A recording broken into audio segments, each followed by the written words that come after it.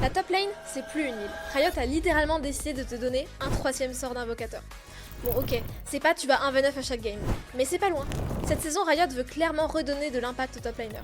Premier énorme changement, la quête top. Quand tu la complètes, si t'as pas de TP, tu gagnes une TP gratuite avec un cooldown plus long, en plus de tes 2 sorts d'invocateur. Et si t'as déjà une TP, elle est améliorée avec un gros shield basé sur tes PV max.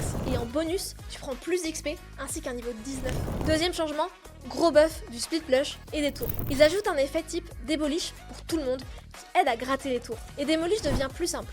Tu tapes 3 fois la tour, t'as des bonus de dégâts. Et surtout, les plaques restent. Mais maintenant, il y en a aussi sur les T2 et les T3. Donc en gros, tu peux miner de l'or en side lane toute la mid game. Et en plus, les mêlées font plus 20% de dégâts autour. Et devine qui joue mêlée 80% du temps. Troisième changement, la vision pour les side laners.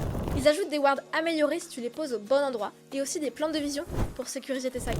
Quatrième changement, côté objectif topside, Attaquant disparaît et le baron repop à 20 minutes. Donc les timings macros sont plus clairs. Tu push side, tempo, puis tu rotates sur tes objectifs. Conclusion cette saison, en top, c'est tu joues pour le push et le tempo, pas pour groupe mid et prier. Tu push side, tu prends tes plaques ou la T2 et tu décales.